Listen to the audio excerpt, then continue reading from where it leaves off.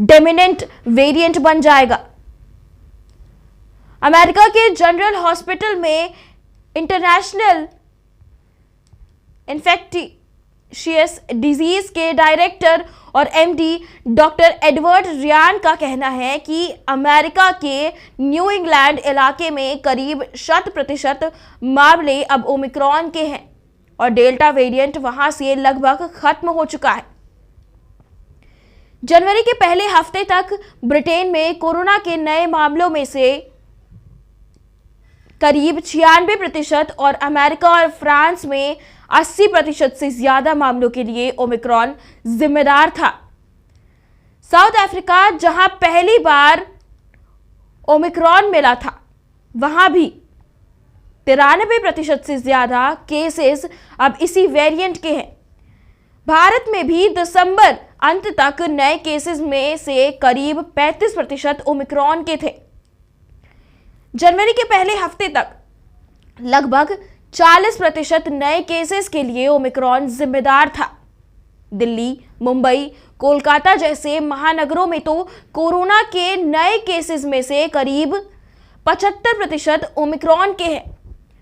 विशेषज्ञों का मानना है कि भारत में कोरोना की ताज़ा लहर का पीक फरवरी में आने की संभावना है।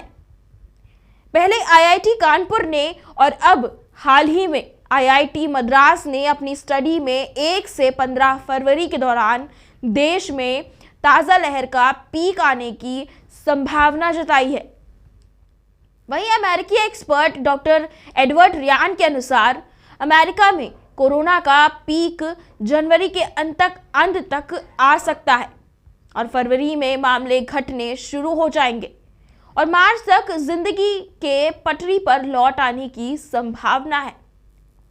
स्वास्थ्य मंत्रालय के अनुसार 9 जनवरी तक देश का डेली पॉजिटिविटी रेट 10.21% और वीकली पॉजिटिविटी रेट 6.77% हो गया है।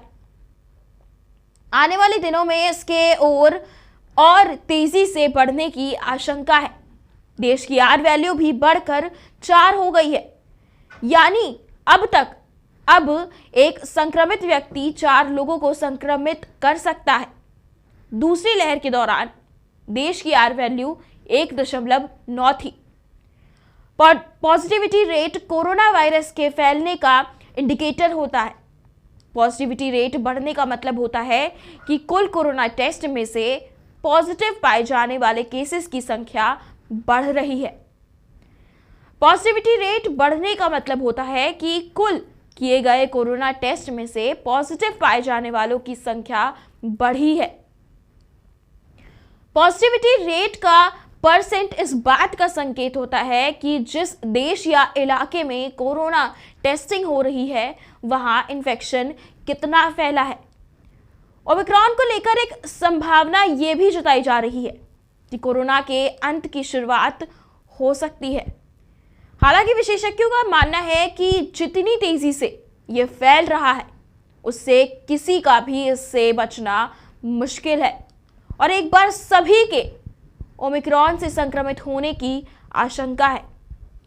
ऐसा होने पर ही इस वेरिएंट के खिलाफ हर्ड इम्यूनिटी विकसित हो पाएगी।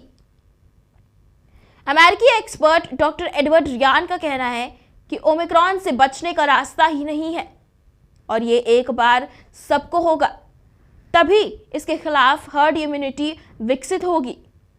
ओमिक्रॉन जितनी तेजी से फैल रहा है, ऐसे में इससे दुनिया में हर्ड इम्यूनिटी जल्दी विकसित होने की संभावना है।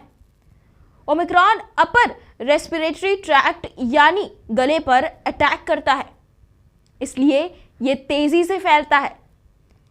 कोरोना के अन्य वेरिएंट्स की तुलना में ओमिक्रॉन लोअर रेस्पिरेटरी ट्रैक्ट जैसे फेफड़ों को कम प्रभावित करता है।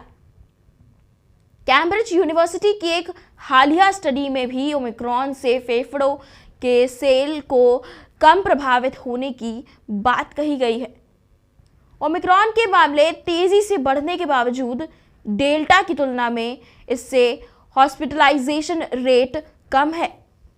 जानकारी के अनुसार डेल्टा और अन्य वेरिएंट की तुलना में ओमिक्रॉन से हॉस्पिटलाइजेशन की दर 50% से 70% कम है।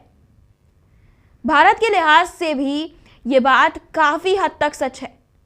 जानकारी के अनुसार देश में ओमिक्रॉन से संक्रमित लोगों में से महज 1 से 2% ही हॉस्पिटल में भर्ती हो रहे हैं, जो कि दूसरी लहर से काफी कम है।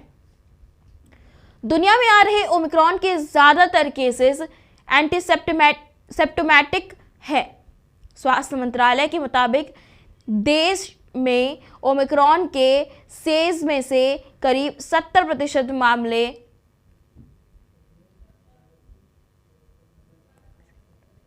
एसिम्प्टोमेटिक हैं। देश के ओमिक्रॉन केसेस में से 90% उन लोगों में मिले हैं जो कि वैक्सीनेटेड हैं, यानी ओमिक्रॉन की वैक्सीन को चकमा देने की आशंका भी सच साबित होती दिख रही है।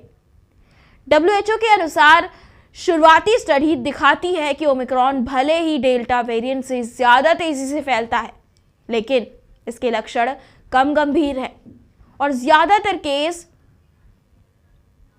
एसिम्प्टोमेटिक है।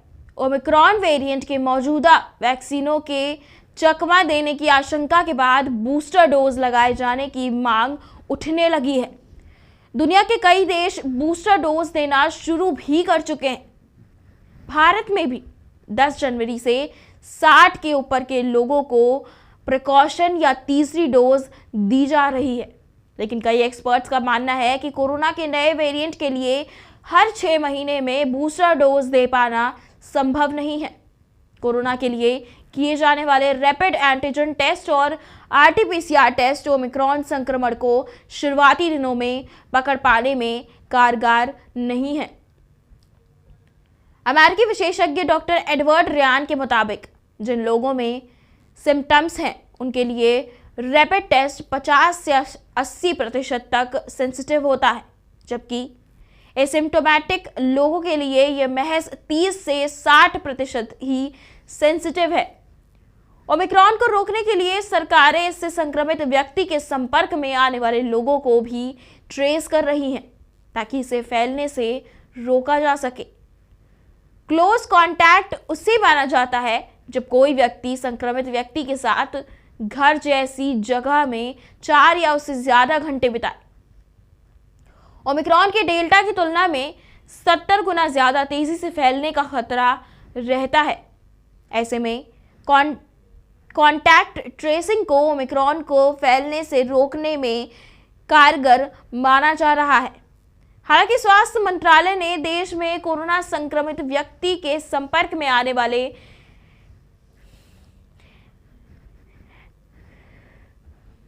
एसिम्प्टोमेटिक लोगों की कोरोना टेस्टिंग को जरूरी नहीं बताया है।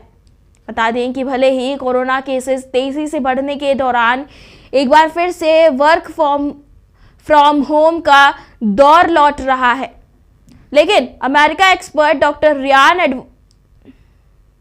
डॉक्टर एडवर्ड रियान का मानना है कि सभी के लिए इसकी जरूरत नहीं है। उनका कहना है कि केवल 85 साल से ज्यादा के लोगों और कमजोर इम्यूनिटी वाले लोगों के लिए वर्क फ्रॉम होम की आवश्यकता है।